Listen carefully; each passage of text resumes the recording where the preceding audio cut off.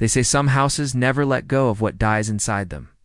For Ahmed, Sarah, and their friends Hamza and Nita, this wasn't just a saying, it was a terrifying reality. They were looking for a peaceful weekend away from the city, a quiet retreat at an old farmhouse on a hill. But peace was the last thing they found. From the moment they arrived, a chill hung in the air, heavier and colder than it should have been. The sky seemed to darken prematurely, and as they pushed open the old wooden door, it let out a long, slow creak, almost like a whispered warning to turn back. They shrugged it off, eager to settle in, but the house had already begun to watch them. That first night, Sarah was jolted awake by the unmistakable sound of slow, deliberate footsteps pacing the hallway just outside their room. A moment later, a door down the hall creaked open, all on its own. "Ahmed, did you hear that?" she whispered, her voice trembling.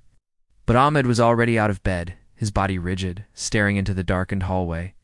There was nothing to see, just a bedroom door swaying gently in a non-existent breeze. But from the darkness beyond it, they could hear a faint, raspy breathing, as if something was waiting just out of sight. They tried to rationalize it.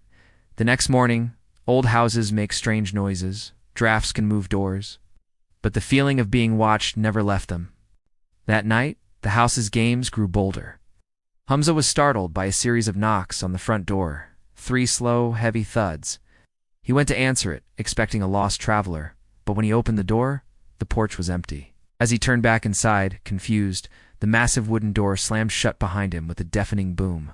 A laugh echoed through the room, a deep, guttural sound that wasn't human. It seemed to come from the very walls around them. As they huddled together in the living room, a tremor ran through the house.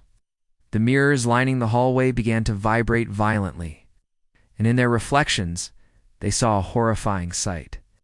It wasn't just the 4 of them staring back. There were 5 figures. A 5th person stood just behind them, a shadowy shape with hollow, empty eyes.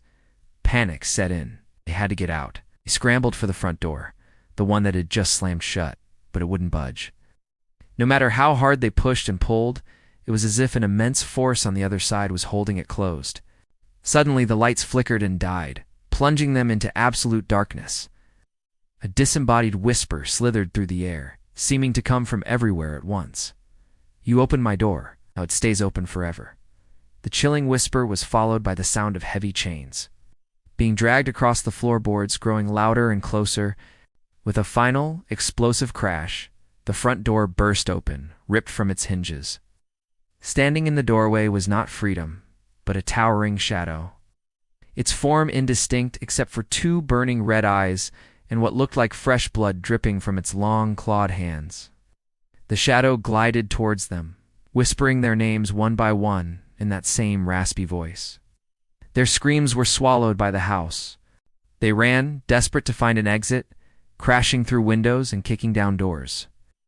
But every escape route, every window, every hallway mysteriously led them right back to where they started, to the central hall. Facing that same cursed doorway in the approaching shadow, the house was a maze with no exit. By morning, the farmhouse was eerily silent once more. The police, called by concerned family, found the front door hanging wide open, swaying gently in the morning breeze. Inside, the house was empty. The only signs of the night's horror were for bloody handprints smeared on the wall, and a single sentence scrawled beneath them in red: "The door never stays closed." Locals who live near the hill will tell you the story. They say if you happen to pass that abandoned farmhouse on a dark and stormy night, you might just hear it 3 slow knocks on the door, echoing in the darkness. It's the house, waiting patiently for its next visitors. So if you ever find yourself near an old, forgotten house with its door left slightly ajar, fight the urge to be curious. Don't step inside, because once you open that door, the house will never let you leave.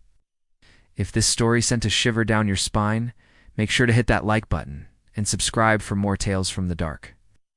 Thank you for watching, and be careful which doors you open.